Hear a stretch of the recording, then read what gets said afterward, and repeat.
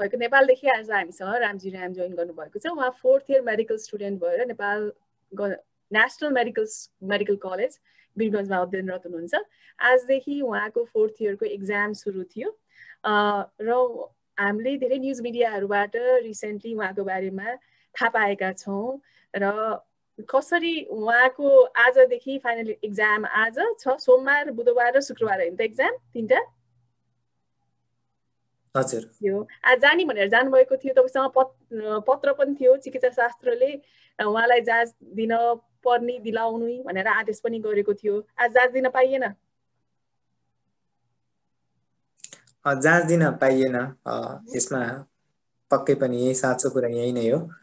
अनि यसमा चाहिँ कस्तो भयो भन्दा चिकित्सा शिक्षा आयोगलाई मैले 28 होइन भनौँ न 15 गते नै, कार्तिक 15 गते नै मैले उहाँलाई नोटिस दिएको थिएँ कि कलेजले मलाई एक्जाम फर्म दिएको छैन, मैले तिर्नुपर्ने शुल्क तिरिसकेको छु, मलाई जुन सरकारले निर्देशन दिएको छ त्यो शुल्कहरू मैले तिरिसकेको छु। अब त्यस बाहेक पनि अन्य शुल्कहरू मागिरहनु भएको छ। यो शुल्कको अन्य शुल्क अथवा अतिरिक्त शुल्कको समस्या समाधान गरी मलाई शान्तिपूर्ण वातावरणमा परीक्षा दिने वातावरण मिलाइदिनु भनेर आग्रह गरेर निवेदन गरेको थिएँ। त्यसको भनौँ न अब 15 दिन भन्दा पनि करिब 10 दिन बितिसक्यो होइन। त्यस पश्चात पनि अब आज देला भोलि देला भनेर उहाँले तपाईँ होइन ढुक्क भएर तयारी गर्नुहोस् होइन, हामी तपाईँलाई एक्जाममा बसाउने गर्छौँ भनेर भनिसकेपछि म काठमाडौँबाट फेरि फर्केको थिएँ। र यो बिचमा पनि सरकार कलेजसँग फेरि पनि हामी कलेज प्रशासनसँग बसेको थियौँ। उहाँले भन्नुभयो त्यस्तो केही पनि भएको छैन, यो शुल्क अन्य शुल्क तिर्नै पर्ने शुल्क हो, यो नतिर्नुन्जेलसम्म तिम्रो परीक्षा मतलब हामीले दिन मिल्दैन भन्नुभएको छ कलेजले चाहिँ। अब भयो के भन्दा चाहिँ सरकारले यो अन्य शुल्ककै विषयमा यो आजको होइन, यो करिब भनौँ न म यहाँ भर्नादेखि नै सुरु भएको यो अन्य शुल्कको प्रब्लम हो। यसमा चाहिँ पहिलो वर्षमा त एक्जाम दिन अप्ठ्यारो भएन, सेकेन्ड इयरमा पनि अप्ठ्यारो भएन, तेस्रो वर्षदेखि चाहिँ अन्य शुल्क लगायत होस्टल मेसको सबै पैसा माग्न सुरु गरिसकेपछि मैले नेपाल सरकारलाई बारम्बार निवेदन गर्दै आएको हो कि अन्य शुल्क समस्या समाधान गरिदिनु भनेर।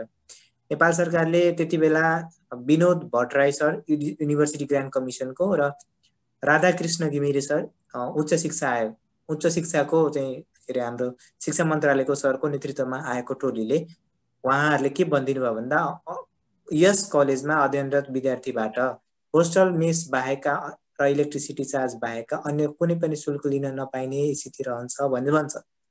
त्यो हो भने त त्यति मात्र तिर्नु पर्यो नि त मैले होइन। र त्यस बाहेक सरकारले मलाई के दिन्छ त त्यसो भए त्यसका बाबत? म चाहिँ कसो स्कलरसिपमा छु भन्दा म एकछिन क्लियर पार्न चाहे।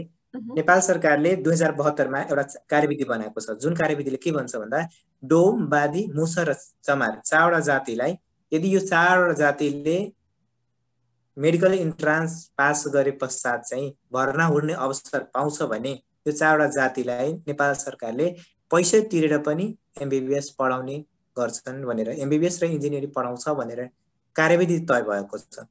र त्यो कार्यविधिको अनुसार त्यही बेला 2072 मा यो कार्यविधि आएर 2072 मा नै नेपाल सरकारले पहिलो पटक एमबीबीएस को लागि शुल्क निर्धारण गर्यो, जसको अनुसार काठमाडौँ भ्यालीभित्र 35 लाख र काठमाडौँ भन्दा बाहिर भनेको मतलब काठमाडौँ बाहिर 38,50,000।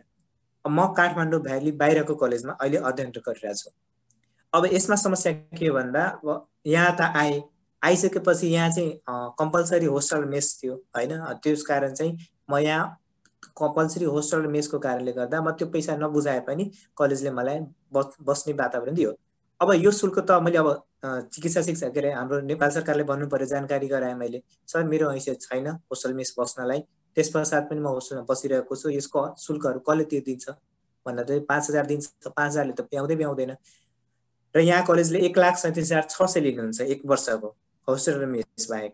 र अहिले म पाँचौं वर्षमा हुँदा चाहिँ अहिलेसम्म भनेको मतलब 1,37,600 को दरले 4 वर्षसम्म त्यही रेट रह्यो। र अहिले यो वर्षलाई चाहिँ 1,95,000 बनायो। र त्यो सहित जोड्ने हो भने त्यो सहित र इन्टरनेटको 64,400 र अन्य शुल्क जस्तै अब बिजुली बिल र के अरे अरू शुल्कहरू चाहिँ थोरै बिजुली बिलहरू दुइटै जोडेर हो भने 8,11,500 हुन आउँछ, जुन पैसा मैले अस्ति मैले जुन आह्वान गरेको थिएँ त्यो पैसा अनुसार मैले तिरिदिएको छु कलेजलाई होइन। अब 8,11,500 कसरी भयो भन्दा मैले त 6 लाख तिर्नुपर्ने छ भनेको थिएँ होइन, किनकि योभन्दा अगाडि 1,60,600 कै दर रहने हो भने 5 वर्षको त्यति मात्र हुन्थ्यो। तर यो वर्ष चाहिँ 1,95,000 भएको कारणले गर्दा यो शुल्क बढी हुन गयो। र त्यस पश्चात जुन अब मैले जति पनि मान्छेहरूसँग यो भनौँ न सहकार्य गरेर मेरो सहयोगको लागि चाहिँ यसरी मलाई अप्ठ्यारो छ होइन, यति पैसा चाहियो भनेर मैले आह्वान गर्दा चाहिँ मैले नम्बर राखेको थिएँ, तुरुन्तै मैले अकाउन्ट नम्बर हालेको थिएन। त्यो के कारणले भन्दा चाहिँ सबैजनाले मलाई फोन गरेर नै उहाँहरूले सोध्नुहोस् र कति पुग्यो कति पुगेन भनेर कुरा चाहिँ जानकारी प्रत्यक्ष भइसकेपछि चाहिँ उहाँहरूले स्टप गरिदिनुहुन्छ भनेर नै हो। र त्यस पश्चात पनि धेरै धेरै सहयोगी दाताहरूबाट चाहिँ उहाँले सहर्ष होइन म तपाईँलाई दिनै चाहन्छु, तपाईँलाई सहयोग नै गर्न चाहन्छु भनेर उहाँहरूले पठाउनु भयो। र त्यसको उपरान्त अहिले 17,55,000 पैसा उठेको थियो र आज गोफन्डमीबाट पनि पैसा आएको छ जुन चाहिँ 1,64,999 पैसा आएको छ जुन चाहिँ भोलिसम्म मेरो खातामा आइपुग्छ। ल मैले यहाँ रोकेँ है, अब रामजी रोकेँ। त्यो 8 लाख तपाईँको होस्टेल चार्ज मेसको खर्च अहिलेसम्मको लागि बुझाउनु भयो होइन। अब पहिला हामीलाई बुझाइदिनु, अतिरिक्त शुल्क भनेको के हो त? एक्स्ट्रा खर्चको लागि पैसा जुन लिन्छ नि कलेजले, त्यो भनेको के हो त? एकचोटि बुझाइदिनुहोस् न, हामी धेरैलाई थाहा हुँदैन के हो भनेर। अब अतिरिक्त शुल्क भनेको हामीले यसरी बुझ्छौँ कि सरकारले तोकेको छ 38,50,000 होइन। अब यस बाहेक सरकारले कुनै पनि शुल्क नलिन भनेको छ होइन। तर पनि कलेजले हामीलाई के भनेको छ भन्दा यस पश्चात पनि तिमी पेइङ सिटमा छौ। म यसभन्दा अरू एउटा जानकारी गराउँछु। म अघि नै जानकारी गराएँ, नेपाल सरकारले मलाई पे गरेर पढाउँछ। त्यो पे गरेको मतलब अरू नेपाल सरकारले दुई किसिमको छात्रवृत्ति दिन्छ। एउटा भनेको नेपाल सरकारले जुन छात्रवृत्ति मिनिस्ट्री अफ एजुकेसनको जुन छात्रवृत्ति आउँछ त्यसमा विद्यार्थीहरूले हरेक कलेजमा 10% सिटमा चाहिँ छात्रवृत्तिमा भर्ना हुन्छ।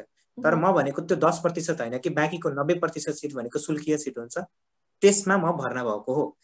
अब त्यसमा चाहिँ कस्तो हुन्छ भन्दा हामीलाई सरकारले के अरे कलेजले भन्छ शुल्कीय सिटमा अध्ययन गर्ने सबैले यो अन्य शुल्क तिर्नुपर्छ भनेर कलेजको माग हो। अब यो शुल्क नतिर्नलाई हाम्रो सरकारको माग हो होइन। सरकारको निर्देशन के छ भन्दा यो शुल्क कुनै पनि हालतमा तिर्नु हुँदैन भनेको छ। अब तिरेको विद्यार्थीहरूले के गर्यो भन्दा चाहिँ तिरेको विद्यार्थी जति पनि थियो अहिले योभन्दा अघिल्लो वर्ष जुन आन्दोलन भएको थियो त्यसको सम्झौता हेर्ने हो भने त्यो शुल्क तिर्ने विद्यार्थीहरूसँग पैसा फिर्ता पनि गराइएको छ र कलेजले त्यो पैसा फिर्ता पनि गरेको छ। 18 ब्याचसम्म भनौँ न 2018मा योभन्दा अघिल्लो वर्षमा सबै विद्यार्थीले हरेक कलेजले चाहिँ फिर्ता गर्ने निर्णय गरेको छ। र त्यो फिर्ता गर्ने कुरामा पनि अरू हाम्रो कलेजमा चाहिँ अन्य धेरै ब्याचको चाहिँ पैसा फिर्ता भएको छैन। भनेको मतलब 18 ब्याचको फिर्ता भएको छ, 17 ब्याचको, 16 ब्याचको र 15 ब्याचको पैसा फिर्ता भएको छैन। तर फेरि त्यो अनुगमन भनौँ न जुन अध्ययन टोली आयो, शिक्षा मन्त्रालयबाट जुन टोली आएको थियो पैसा शुल्क फिर्ता गराउने विषयमा चाहिँ उहाँले के पनि भन्नुभएको छ भन्दा अन्य शुल्क लिन पाइँदैन र अन्य शुल्कको विषयमा यदि समस्या भएमा चिकित्सा शिक्षा आयोगले यसको समस्या समाधान गर्छ भनेर भनेको छ। अब त्यसो हो भने मैले त चिकित्सा शिक्षा आयोगलाई मैले गुहार्नु पर्यो नि त अन्य शुल्कको समस्या समाधान गरिदिनलाई होइन। अब यो अन्य शुल्कमा के आउँछ त भन्दा चाहिँ हामीलाई कलेजले मलाई एकमुष्ट 5,98,050 रुपियाँको यो अन्य शुल्क एनुअल फी भनेर दिएको छ। अब यसभित्र के पर्छ भन्दा लाइब्रेरी, ल्याब अनि पोस्टिङ, कम्युनिटी पोस्टिङ हुन्छ र त्यस्तै एउटा चाहिँ प्रमोसन चार्ज भनेर छ। प्रमोसन चार्ज भनेको के भन्दा चाहिँ एक वर्षदेखि अर्को वर्षमा जाँदा म फर्स्ट इयरबाट सेकेन्ड इयरमा जाँदा जुन पैसा लाग्छ त्यो भने म आफै तरिकाले पास भएँ त्यस पश्चात पनि कलेजलाई 1 लाख त्यो प्रमोसन चाहिन्छ र यो पैसाहरू नै जोडेर 7,50,131 भएको छ मेरो ड्यू स्लिपमा होइन, जुन शुल्क सरकारले नतिर्न भनेको छ। अब त्यो नतिर्न भनेको शुल्क मलाई बढी पैसा आए पनि मैले कसरी तिर्ने, मेरो कुन नैतिकताले तिर्न भन्छ होइन। कानुन विपरीत मैले जान मिल्छ, कुनै पनि मान्छे जान मिल्छ भने नेपालको कानुनले भनिसकेपछि म कसरी जाने, कुन मुखले जाने, कुन नैतिकताले जाने भन्ने प्रश्न आउँछ।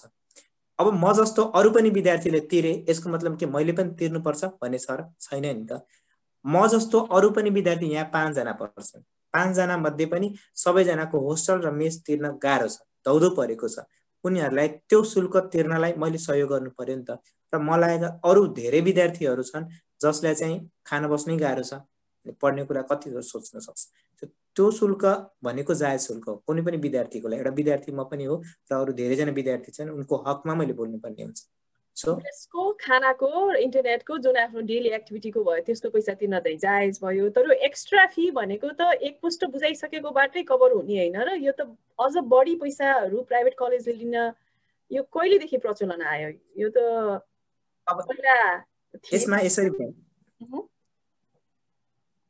अब भनौँ न एक्स्ट्रा फी भनेको सरकारले के भनिदिनु पर्यो भन्दा 38,50,000 जुन भनेको छ नि तिरेको छ नि सरकारले, त्यो फी चाहिँ के को फी हो भनेर भनिदिनु पर्यो नि त। के त्यसमा ल्याब फी थिएन र? के त्यसमा लाइब्रेरी फी थिएन होइन?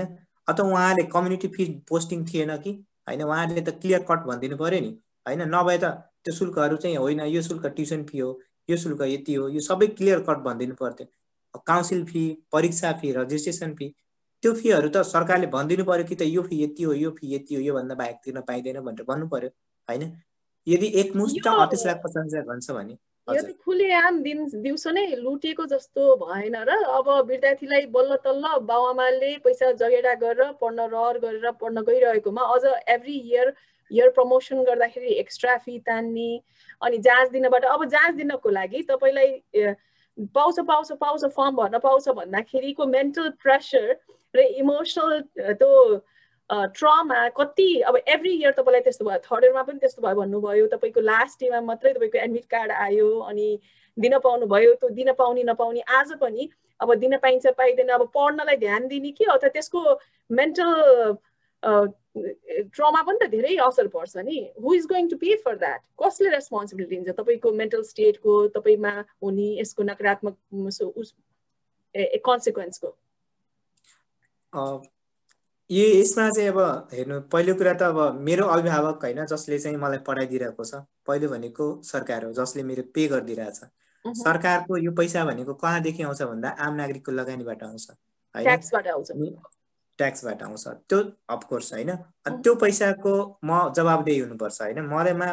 मेरो अध्ययनको लागि नेपाल सरकारले 50 लाख भन्दा बढी लगानी लगाइसकेपछि भनौँ न त्यसको जवाबदेही त हुनुपर्छ। अब त्यसको लागि पहिलो अकाउन्टेबिलिटी भनेको मैले राम्रोसँग पढ्ने हो। राम्रोसँग पढ्नको लागि के चाहिन्छ? राम्रो मेन्टल स्टेटस चाहिन्छ, राम्रो मानसिक भनौँ न मानसिक हेल्थ अथवा मानसिक स्वास्थ्य राम्रो हुनुपर्छ। राम्रो मानसिक स्वास्थ्य हुनको लागि सबै कुरा वातावरण पनि, पढ्ने वातावरणदेखि लिएर परीक्षा दिने वातावरण पनि राम्रो हुनुपर्छ होइन?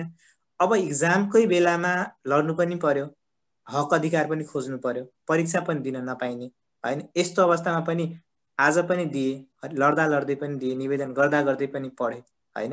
र आज यदि यसरी गर्दा पनि भनौँ न पढ्दा एकातिर पढ्ने, एकातिर बोल्ने होइन, एकातिर मिडियामा जाने, सबैतिर बोल्नु पर्यो नि त मैले होइन? आह्वान पनि गर्ने आफू पर्ने, अनि सरकारलाई आग्रह पनि गर्ने, फेरि काठमाडौँ जाने, फेरि यता आउने, यो के काम गर्नु परेछ भनौँ न? म लड्न आएको हो कि पढ्न आएको होइन? सरकारले भनिदिनु पर्यो होइन? एउटा दलित विद्यार्थी मात्र होइन कि एउटा विद्यार्थी पढ्न आएको हुन्छन् होइन? डक्टर बन्नलाई त राम्रो वातावरणमा पढ्नु पर्नु पर्यो नि त होइन? भोलि पर्सि हामीले त कुनै न कुनै रोगको उपचार गर्ने, त्यसबाट साउन्ड इन्भाइरोमेन्टमा पढ्न पाउनुपर्छ एउटा डक्टर मान्छे होइन? सो अब भनौँ भोलि डक्टरको परीक्षा आफैमा सानोतिनो परीक्षा नै होइन, एकदमै ठुलो परीक्षा।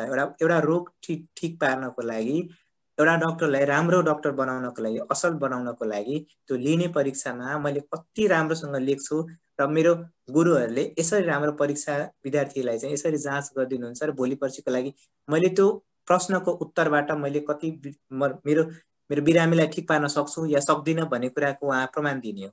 र त्यसको लागि के मेरो मेन्टल स्टेटस राम्रो हुनु हुँदैन त? हुनुपर्छ नि त। अब यति प्रेसरमा पनि मैले इक्जाम दिइरहेको छु होइन? यसको कन्सिक्वेन्सेस के हुन्छ सरकारले आफूले बुझ्नुपर्छ। तर सरकारको फेरि यहाँ चाहिँ कस्तो मानसिकता कस्तो हुन्छ भन्दा लड्न पनि जानु पर्यो आफै होइन? उहाँले निर्देशन दिँदा पनि उहाँको काम, उहाँहरूको निर्देशन मान्दिएन भने पनि उजुरी दिन आफै जानु पर्यो, जबकि उहाँ जानु पर्यो नि त होइन? उहाँको निर्देशन पालना भएको छैन भने त्यसको पहल मैले गर्ने कि त्यसको पहल सरकारले गर्नु पर्यो। अनि अर्को कुरा रामजी, म एउटा कुरा तपाईँलाई इन्टरप्ट गरेँ। कस्तो भयो भने अब तपाईँले आफ्नो अधिकारको लागि यो कुरा राम्रोसँग भइरहेको छैन है, तपाईँहरूले केही गर्नुपर्छ भनेर आवाज उठाउँदाखेरि जुन रिट्यालिएसनको रूपमा, बदलाको रूपमा तपाईँलाई एक्जामको फर्म भर्नबाट वञ्चित गराइन्छ, एक्जाम दिनबाट वञ्चित गराइन्छ, त्यो सँगसँगै अरू मेन्टल टर्चरहरू, अरूको अगाडि ह्युमिलिएसन गर्ने, नराम्रो बोल्ने, अब कसैले विरोध गर्यो भने जाँचको कपी खोजिदिने, अर्को चाहिँ अब चौथो अथवा तेस्रो वर्षको बच्चाहरूले चाहिँ पहिला आएको बच्चाहरूलाई ऱ्यागिङ गर्यो, ह्युमिलिएसन गर्यो भने एडमिनिस्ट्रेसन चुपचाप लाएर बस्दिने। यो विद्यार्थीहरूको मेन्टल हेल्थको लागि, शारीरिक स्वास्थ्यको सबै कुराको लागि जिम्मेवारी चाहिँ कसले लिने त? यो त रिटालिएसन त हाम्रो डेमोक्रेटिक कन्ट्री हो नि त नेपाल भनेको, प्रजातन्त्र छ, जहाँ चाहिँ नि हामी पोजिटिभ नेगेटिभ दुइटै साइड चाहिँ एकातिर बसेर आफ्नो अपोजिङ साइडको पनि कुरा राम्रोसँग सुनेर हामीले डिसिसन गर्न सकिन्छ नि। आफूले सुन्दैन भन्दा अपोजिट भ्यू राखेको मान्छेको त त्यो मान्छे नै होइन भनेको जस्तो त गर्न पाइएन नि त, होइन? त्यो के हो, कसरी हुन्छ त? अब यसमा म दुईटा कुरा जोड्छु। एउटा कुरा त अहिलेसम्म हामीले भोगिरहेको कुरामा म जस्तै 5 जना विद्यार्थी यहाँ पढ्छन्। 5 जना मध्ये हामी 3 जना विद्यार्थी 2072 मा भर्ना भएको थियौँ। 3 जना मध्ये 2 जना हामी फाइनल इयरमा छौँ, तर 1 जना चाहिँ चौथो वर्षमा छ। त्यसको कारण के हो भन्दा उसको मेन्टल प्रेसरले ठेक्न सकेन र ऊ फेल भइरहेछ बारम्बार, होइन? जसको कारणले गर्दा ऊ इयर ब्याक पनि भएको छ। एमबिबिएसमा दोस्रो वर्षमा 4 चोटिमा पढ्न तपाईँ पास हुनु भएन भने तपाईँलाई घरै पठाइदिन्छ। तपाईँलाई यसरी भनिन्छ कि you are not fit for medical education, त मेडिकल टेक्नोलोजीको कुनै पनि विषयमा, मेडिकल साइन्सको लागि भनेर भनिसक्यो, टेक्निकल सब्जेक्टको लागि। भनाइको मतलब त्यो प्रेसर झेल्नको लागि एउटा विद्यार्थीले कतिसम्म मेहनत गर्नुपर्छ भने त्यो चाहिँ हाम्रो जुन कलेजमा विद्यार्थी हुन्छ त्यो कलेजको आफ्नो दायित्व पनि हो, उसको विद्यार्थीको मेन्टल स्टेटस कस्तो छ, ऊ कस्तो अप्ठ्यारो अवस्थामा छ कि छैन। तर हरेकचोटि परीक्षाकै बेलामा फारम भर्न नदिने, पैसा खोज्ने यस्तो टाइपको प्रवृत्तिले कलेजको मार्कसिट भनौँ न अथवा कलेजको पर्फर्मेन्स पनि घटाउँछ, होइन? विद्यार्थीको पर्फर्मेन्स पनि घटाइदिन्छ र त्यो वातावरण पनि नराम्रो बनाइदिन्छ, जसको वरिपरि विद्यार्थीले टर्चर लिइरहने, आमा बुवाले टर्चर लिइरहने, जसरी एनी हाउ पास गराइदिनु पर्यो त्यस्तो टाइपको हुन्छ। हाम्रो मेडिकल कलेजमै मात्र आउनुभयो भने हरेक विद्यार्थीको एउटा पर्फर्मेन्स कसरी हुन्छ भन्दा उसको मेन्टल स्टेटस राम्रो हुनु पर्यो नि त, गुड फङ्सन गर्नको लागि, होइन? र त्यो नभएर तपाईँले हाम्रो ट्युको पास पर्सेन्टेज हेर्नुभयो भने कति छ भन्दा 25 देखि 26% आउँछ। त्यो भनेको के हो भन्दा त्यसको मापन गर्ने हो भने बाँकी 75% विद्यार्थी किन फेल भइरहेछ? त्यसको मापन जोखन हुनु पर्दैन? अथवा युनिभर्सिटी त्यसको जिम्मेवारी लिनु पर्दैन? भन्नु त। यो विषयको लागि चाहिँ युनिभर्सिटी जिम्मेवार हुनु पर्यो नि त।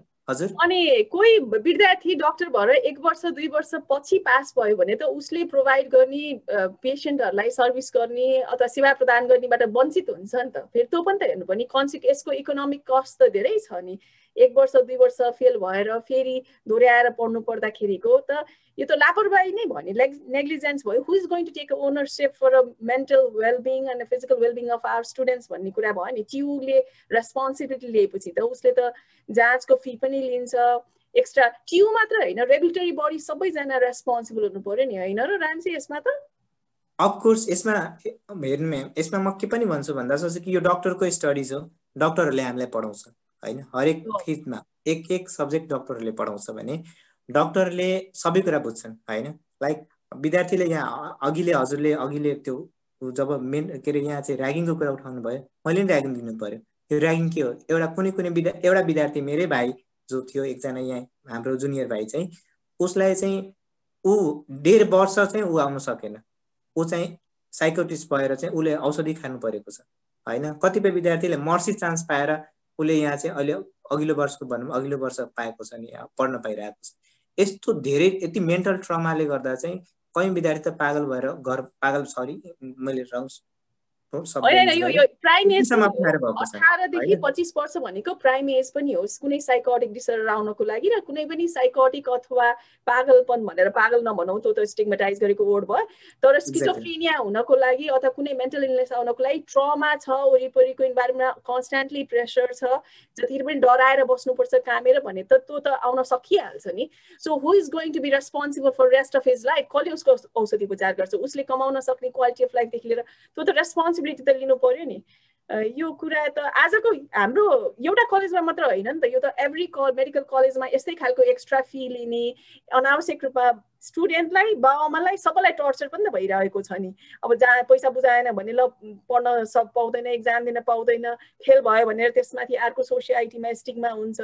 त्यसको लागि सरकारले केही गरेको छ कि छैन त रामजी? तपाईले यति धेरै यसमा चाहिँ सरकार हेर्नु म्याम, यसमा कस्तो हुनुपर्ने चाहिँ कस्तो थियो भन्दा चाहिँ जस्तो कि एउटा युनिभर्सिटीको जिम्मेवारी के हुन्छ भन्दा उसको युनिभर्सिटीबाट पढ्ने हरेक विद्यार्थी राम्रो भएर निस्कोस् हैन।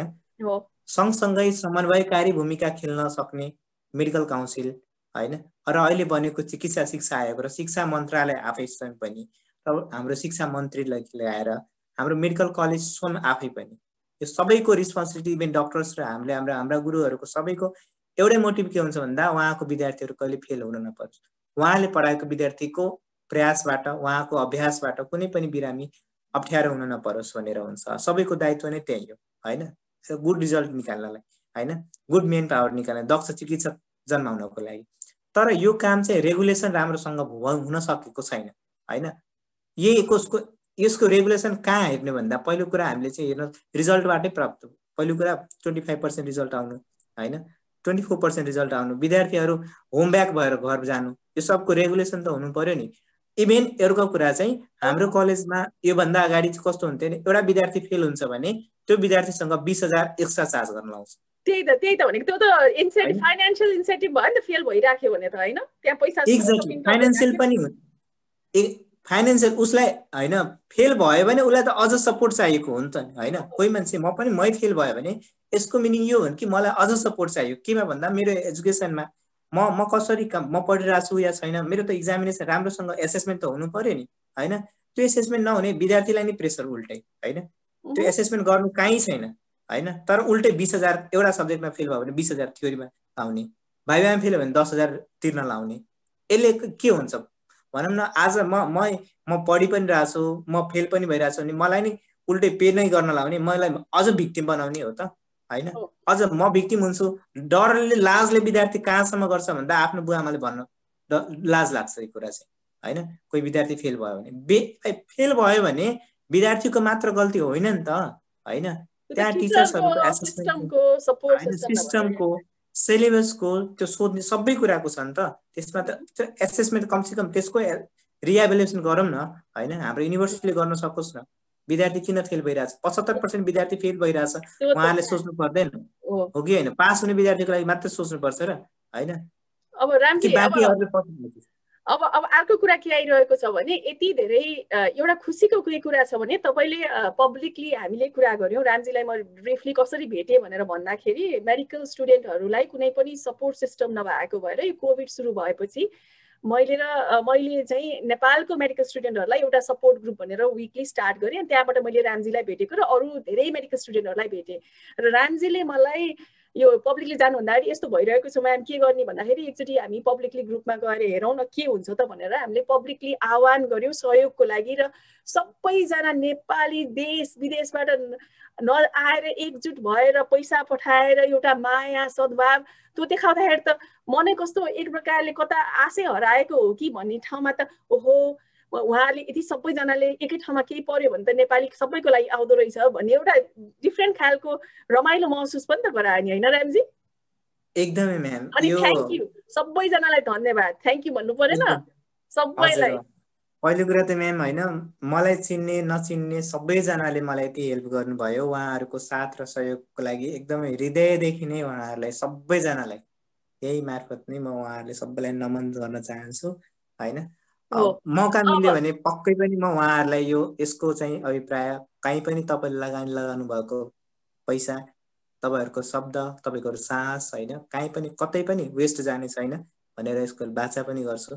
जहिलेसम्म बाँच्छु तहिलेसम्मको लागि म यो पैसा मात्र होइन, उहाँको शब्द सहयोगको त्यो भनौँ न त्यो आभारको लागि चाहिँ म जहिले पनि तत्पर रहन्छु र काम गर्नेछु। यसको लागि चाहिँ म अहिले यो बाचा सहित पनि मैले गरेँ हैन। एकदम ठीक। अब अर्को कुरा चाहिँ मानिसहरूको यो पब्लिक मिडियामा अब सबैले कन्ट्रिब्युसन गरेपछि आफ्नो पैसा ठिक ठाउँमा लगानी भएको छैन, कसैले खाइदिन्छ कि फेरि पछि सहयोग गर्नको लागि के हुन्छ कि भनेर यस्ता कुरा गाइगुई पनि आए। त्यो आउनु स्वाभाविक पनि हो र मान्छेले प्रश्न उत्तर गर्नु, पारदर्शिता भएन भन्नु त्यो पनि स्वाभाविक हो। भनेपछि मान्छेहरू कति क्युरियोसिटी भएर आफ्नो पैसाको यति लगानी भइरहेको छ, के भइरहेको छ भनेर सोध्नु एकदम राम्रो। नेपालीहरू कति जागरुक भएछन् भन्ने कुराले एकदम खुसी पनि भयो र त्यसै अनुसार अनुसारले हाम्रो सरकारी पैसा अनि कता कताको लगानीको त्यसरी नै एउटा रामजीलाई मात्र दिएको पैसाको यति धेरै क्वेसन भयो भने हाम्रो नेताहरूले हाम्रो सरकारले गरेको पैसाहरूको पनि मान्छेले त्यसरी क्वेसन गर्यो भने त देश कहाँबाट कहाँ पुग्छ होला है। त्यसरी नै पारदर्शिता खोज्दै गयो भने दिस इज अ स्टार्ट हो होइन कि कसो? यसलाई असो भनौँ होइन, यो एक किसिमको पहरेदारी भनौँ अथवा खबरदारी भनौँ, जसले खबरदारीले हामीलाई चाहिँ गल्ती गर्नबाट बचाउँछ होइन। मेरो माइन्ड करप्सन हुनबाट बचाउँछ, मेरो माइन्ड कन्टामिनेसन हुनबाट बचाउँछ। यसले पक्कै पनि मलाई चाहिँ अझ स्ट्रङ बनाउँछ कि होइन त तिमीले गल्ती गर्नु हुँदैन, तिम्रो गलत पाइला चाल्नु हुँदैन भनेर मलाई एकदमै खबरदारी गर्छ। र जसले यसरी गर्नुभएको छ उहाँहरूको लागि एकदमै हृदयदेखि नै आभार गर्छु। यही कुरालाई अझ निरन्तरता दिने हो भने चाहिँ हाम्रो देश एकदमै स्वच्छ बन्न सक्छ। किनकि राइट टु इन्फर्मेसन भन्छ नि, सूचनाको हक। तपाईँले दिनुभएको पैसा कहाँ खर्च कसरी भएको छ भनेर तपाईँको सूचना जान्न हक छ तपाईँलाई। मलाई सोध्नुहोस् होइन। र मलाई अलिकति समय चाहिएको छ। मैले यहाँहरू सबैजनालाई म माफी माग्न चाहन्छु के भन्दा चाहिँ म समयमा दिन सकेन। मेरो परीक्षा पनि छ, पढ्नु पनि भइरहेछ र हरेक पैसा पनि आइरहेको कारणले गर्दा हरेक दिन नै कोही न कोहीले पठाइरहनु भएको छ। इभेन मैले चाहेर पनि रोक्न खोजे पनि उहाँहरूले आफ्नो सहर्ष पठाउनु भएको छ। उहाँहरूको लागि अझ पनि धन्यवाद होइन।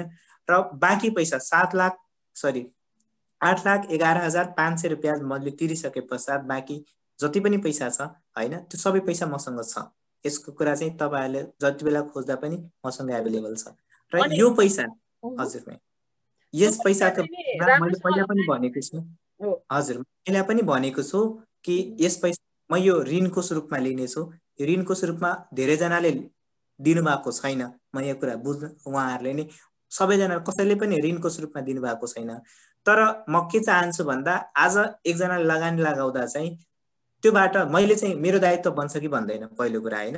अथवा काहीँ पनि इन्भेस्टमेन्ट म चाहिँ इन्भेस्टमेन्टको रूपमा चाहन्छु। कसैले पनि कसैलाई लगानी गर्दा चाहिँ नेपाल म यो अर्को कुरा के बयान गर्न चाहे भन्दा यो पब्लिकमा जानुभन्दा अगाडि होइन म लगानी स्वरूपको लागि नेपाल सरकारले शिक्षा लोन दिन्छ भनेर हरेक ब्याङ्कमा धाएको छु, हरेक ब्याङ्कलाई गुहारेको छु। उहाँहरूले काहीँ पनि पत्याउने आधारै दिनु भएन। नेपाल सरकारले दिएको सर्टिफिकेटलाई पनि नेपाल सरकारको आफ्नै ब्याङ्कले पत्याउन सकेन भनेपछि मैले कोसँग माग्ने होइन। एउटा म बाचा गर्दै गर्दा होइन एउटा भोलि पर्सि म डक्टर हुन्छु र तपाईँको पैसा सबै तिर्दिन्छु भन्दै पनि उहाँहरूले पत्याउनु भएन। अब जाने भनेको कसलाई भन्दा तपाईँहरू नै वरिपरि जसको लागि म जिन्दगी अर्पण गर्न चाहन्छु, जसको लागि म बाँच्न चाहन्छु। एउटा डक्टर आफ्नो लागि कहिले पनि बाँच्दैन, एउटा डक्टर आफ्नो उपचार कहिले पनि आफै गर्दैन होइन।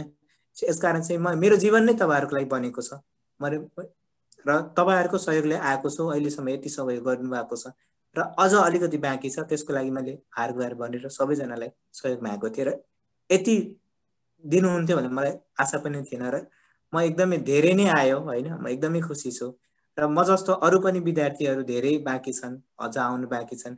अझ हाम्रै यही छात्रवृत्ति हरेक वर्ष 5 जनाले दिन्छ, 5 जना डक्टर र 5 जना इन्जिनियर बनाउँछ। तर एप्लिकेसन भनेको कुनै वर्ष 0 आउँछ, कुनै वर्ष 3 जना आउँछ। यसको कारण किन होला भन्दा राम्रोसँग गाइडलाइन बनेको छैन। किनकि 12 क्लास पछि साइन्स पढ्नको लागि मेकानिजम बनाएको छ, तर 12 भन्दा अगाडि चाहिँ मेकानिजम नै छैन।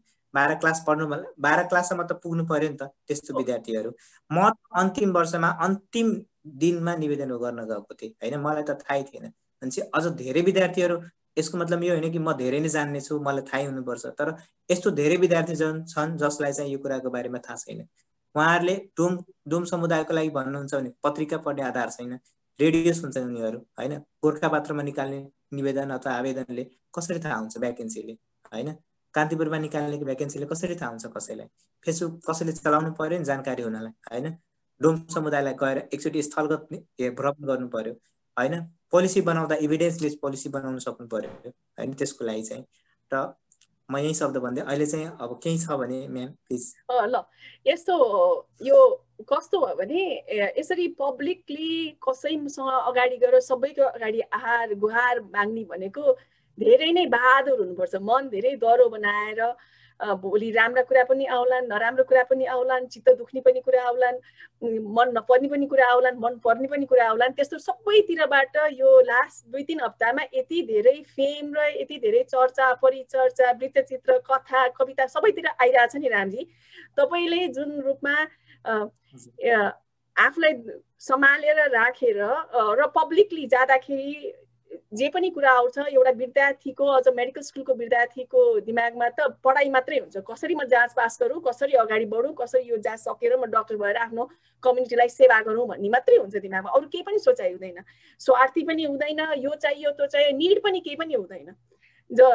त्यही अर्को कुरा के मेरो एउटा रिक्वेस्ट छ भने सबैजनाले जति धेरै माया गर्नुभएको छ यसरी नै आइन्दा दिनमा कोही मानिसले यसरी अगाडि आएर मलाई हेल्प चाहिएको छ है भनेर पब्लिकली भनेको छ भने उसको इन्टेन्सनलाई क्वेसन गर्ने किन मागिरहेको छ, कतैले ठगेर खान अथवा पैसा देखेर लोभी त भएन भनेर उसलाई कोही पनि पब्लिकली अगाडि गएर बोल्दाखेरि आफ्नो पुरै इज्जत तल सबै केही नसोचेर गएर अगाडि गएर मागेको हुन्छ, उसलाई किन गरेको होला, कहाँ हुन्छ यस्तो भनेर उसलाई क्वेसन गर्ने, उसलाई झन् उसको क्रेडिबिलिटीमाथि नराम्रो अथवा बेइज्जत गर्ने, अपमान गर्ने त्यस्ता कुराहरू चाहिँ नि नहुन् र जति माया दिनुभएको छ त्यस्तै माया अरूले पनि पाउन् भन्ने। तर it's very rewarding to see कि सबैजना अगाडि आएर माया गरेर यति धेरै माया पाइयो कि होइन, यो त ओभरवेल्मिङै भयो एकैछिनमा है। थ्याङ्क यू फेरि सबैजनाले ट्रस्ट गरेर जाँच चाहिँ दिन पाइएन आज, अब जाँच दिन पाउने चान्स छ कि छैन कि, अब अहिले अर्को जाँच कहिले हुन्छ त रामजी, के छ?